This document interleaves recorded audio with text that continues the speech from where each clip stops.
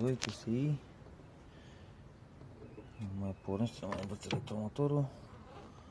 Scoatem borna. Scoatem plasticele astea de bani, să facem un pic de loc. Ajungem la electromotor aici. Am făcut șurubul deja.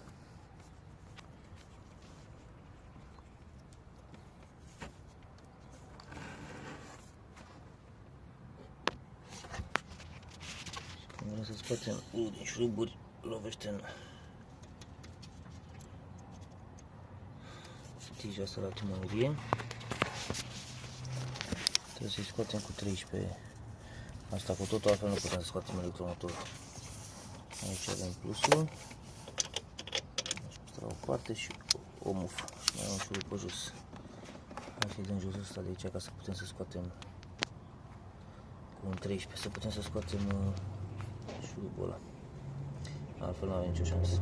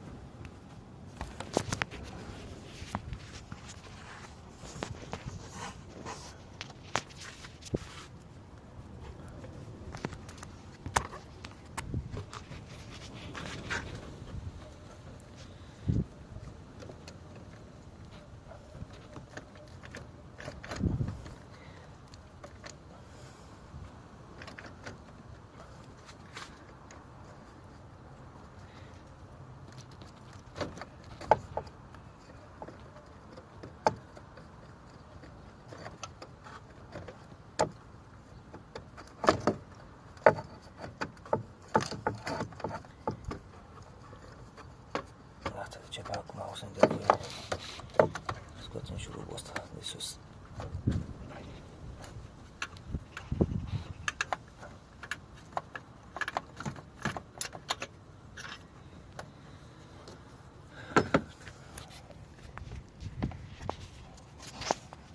avem unul pe jos.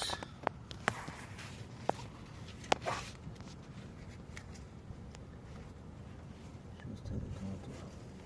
Și o piuliță care ține o bridă cu niște cabluri. Ridicăm un pic mașina. Ne băgăm sub ea, dăm jucăria asta de scut jos.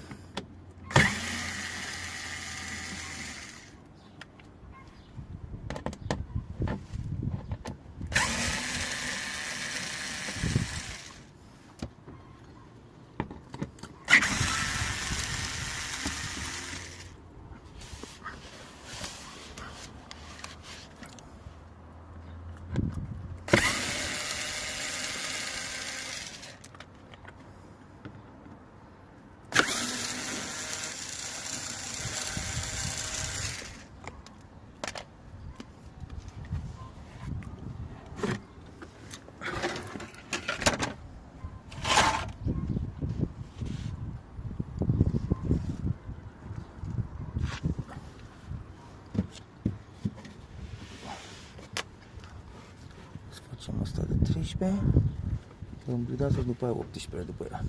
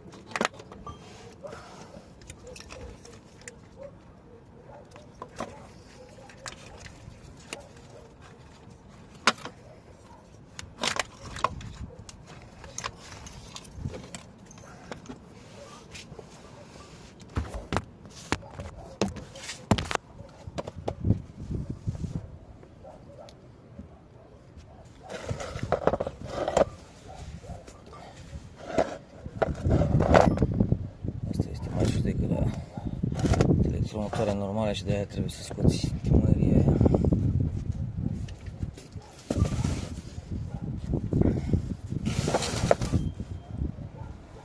Înlocuitorul.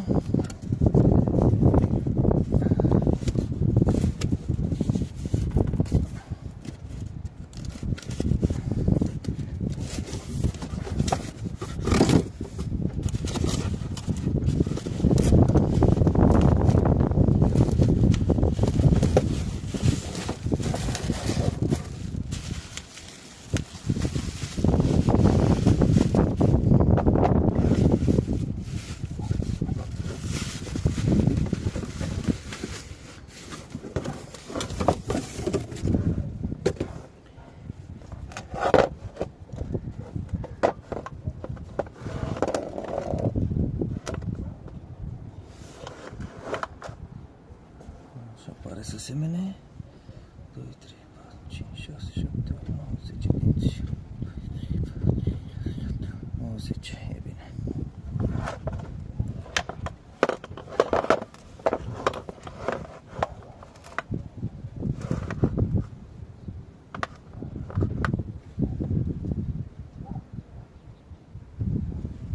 Hai să-l punem pe cel nou.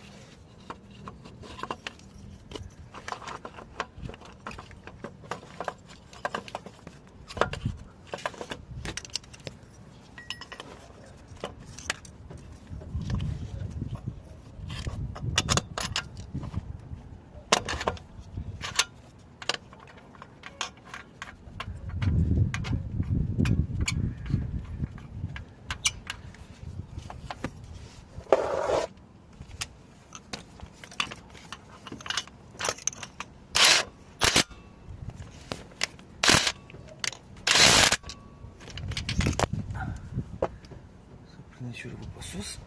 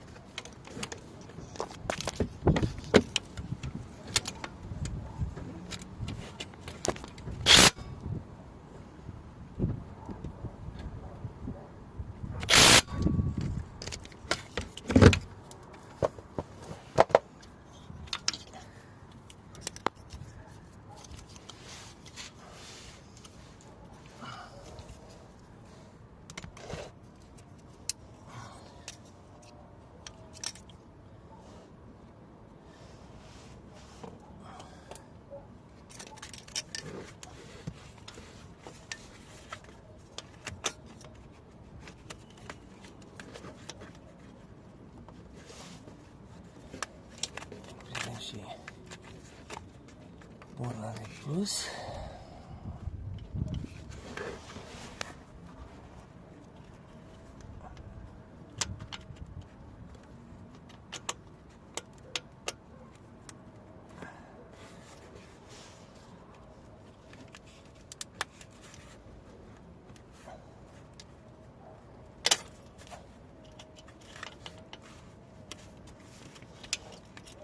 Trebuie să scoatem piulița prima dată că e nou.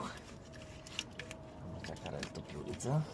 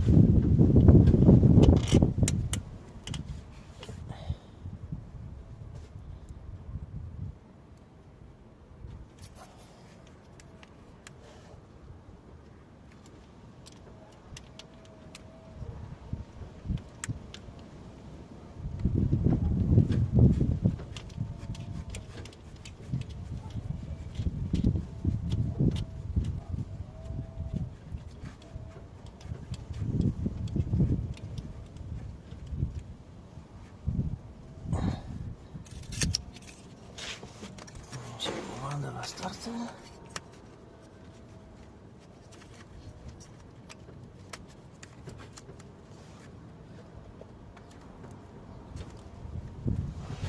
Cum o să strângem piulița asta bine cu 13.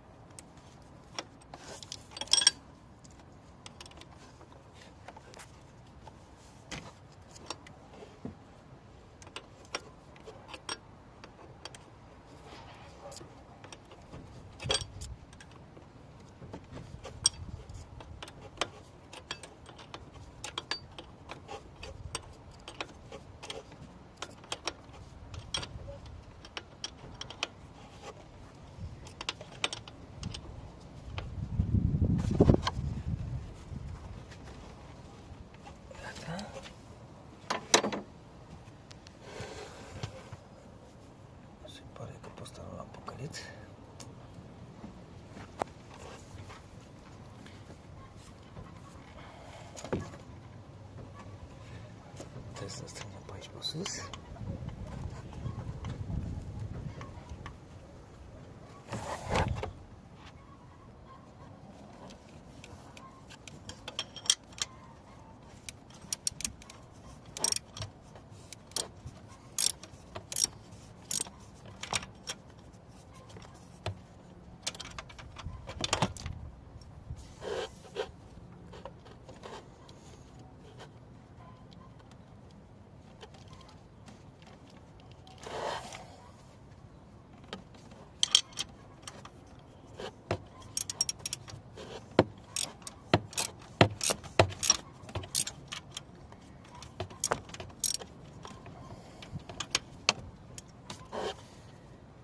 Șurubul ideal și poziție de cacao merge și greu.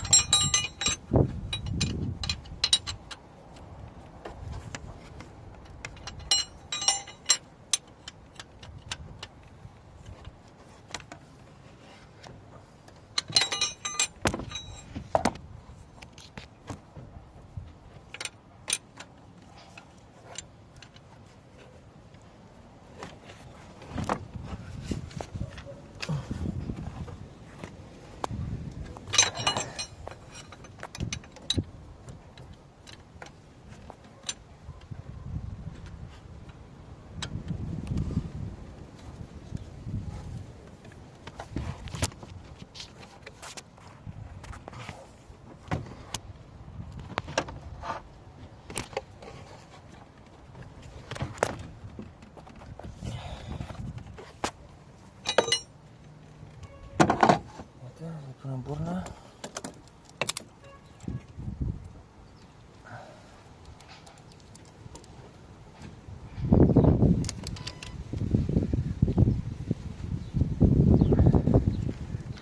Să vedem dacă pornește.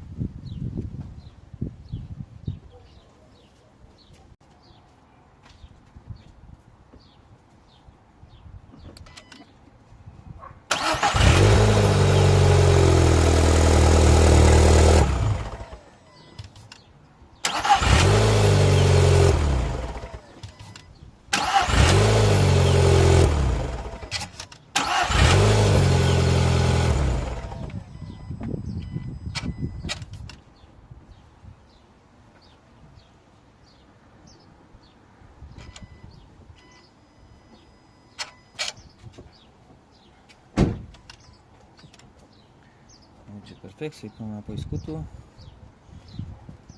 plasticele, să-i pun asta de la schimbător, aici dacă tot stă în sus.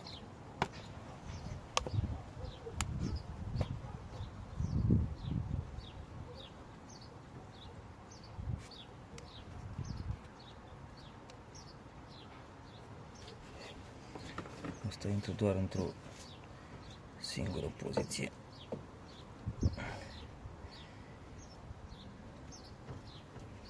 Are canelurile alea, la un moment dat un dinte lipsește, deci trebuie să fiți atenți dacă nu intră mai învârtiți de ea.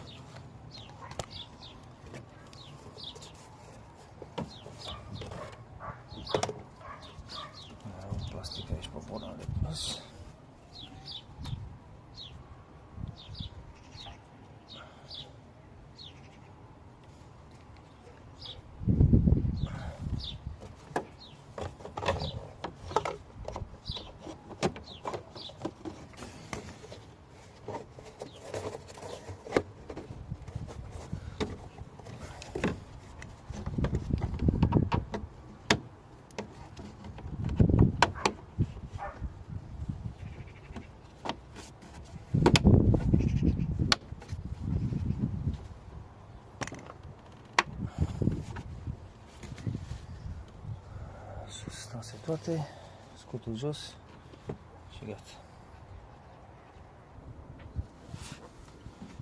Scutul.